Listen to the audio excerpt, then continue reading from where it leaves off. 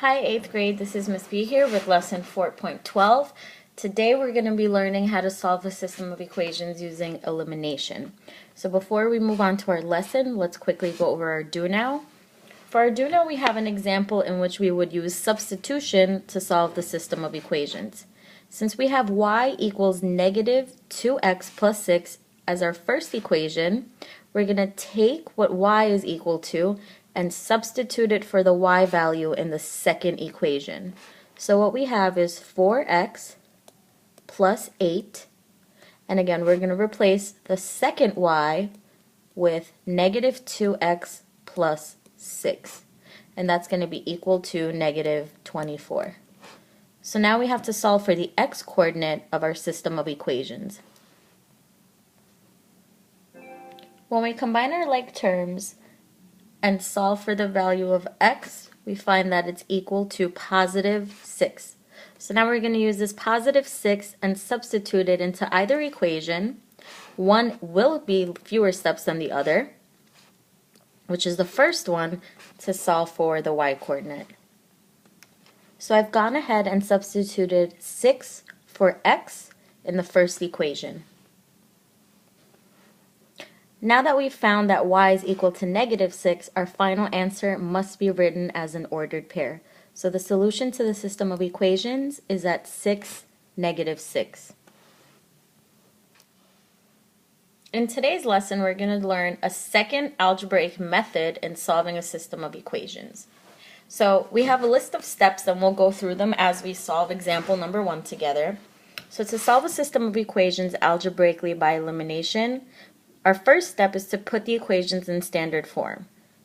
That means that x and y are together on one side of the equal sign, just like we have in the first example here.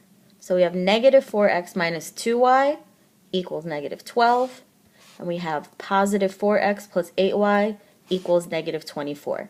Both of these equations are already set in standard form. Step 2 says change one equation so that the coefficient of one variable is the opposite sign, or we call it the additive inverse, of the other equation. So if we're looking at the coefficients for y, for example, we have a negative 2 and we have positive 8. So additive inverses are the same number where one is the opposite sign and they add up to 0. So we don't have that with the y's. But if you look at the x values, we have a negative 4 and a positive 4 as their coefficients. So this is what we're looking for in step 2. Step 3 says add the two equations together so that one variable is eliminated. So this is where we get to the elimination part. When we add negative 4x and positive 4x, it gets eliminated. So they cancel out, they add up to 0. So we're just left with adding the y values and our constants. Negative 2y plus 8y is positive 6y. Negative 12 plus negative 24 is negative 36. So now to solve for y, we must divide by 6 on both sides of the equation, and we have that y equals negative 6. So this is the first step. We've solved for y. And just like in the other examples when we're using substitution, we're using this y value to solve for x. So now we're on step 5, and we're going to take negative 6. And again, it doesn't matter which equation we're substituting, either the first one or the second one. In this case, it's not that one is easier than the other since they're both in standard form. Our goal is to just get the x by itself. So I'm going to go on ahead and substitute it into the second equation just because it has less negatives. And I don't really like dealing with negatives so much. So we have 4x plus 8 times negative 6, replacing the value of y with what we just solved, is equal to negative 24. So I've taken this entire second equation and all I've done is replace the value of y with what we solved that it's worth. So we have 4x minus 48 is equal to negative 24. Before I can divide by the 4 to get x by itself, I need to bring my constant to the opposite side of the equal sign, by using inverse operations. So this is going to cancel out now. It adds to 0, and we're left with 4x on the left equals positive 24 on the right. And now finally, to get x by itself, we're going to divide both sides of the equation by 4. So x is equal to 24 divided by 4, which is 6.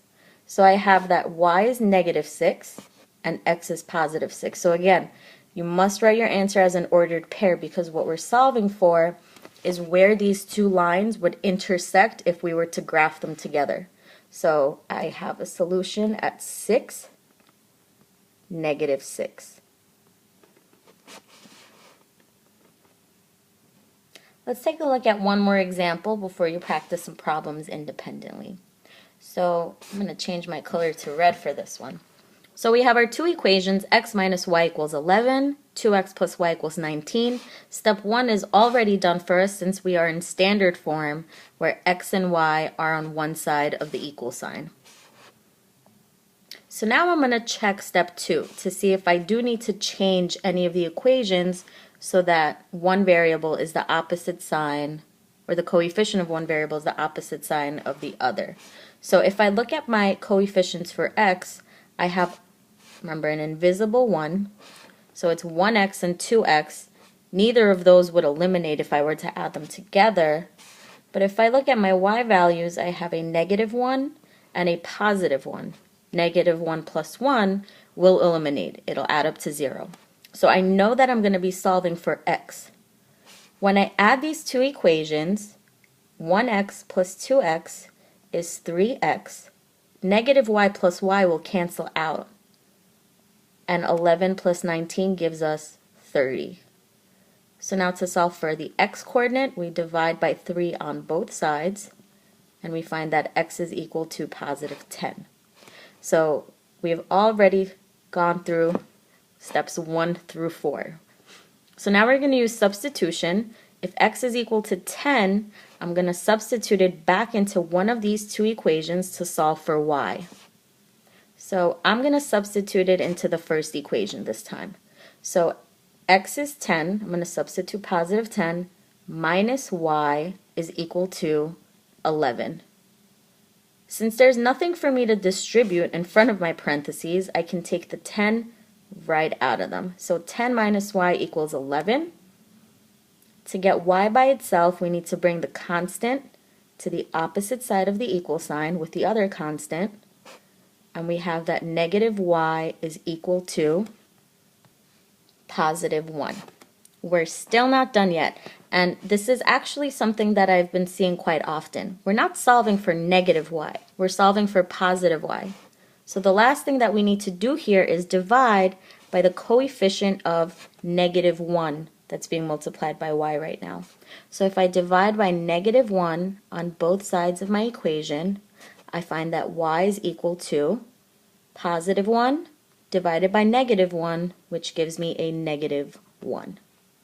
So if x is equal to 10 and y is equal to negative 1, that gives us a solution at the point 10, negative 11. So if we were to graph these two equations, this is the point of intersection. Positive 10, negative 11. For full classwork credit today, you'll be completing problems 3 through 11. And there's an extension problem as a second station. So if you get to the second station, you'll actually receive extra credit for today's classwork. So please be sure to work diligently and ask questions, ask for help when necessary. Have a great day.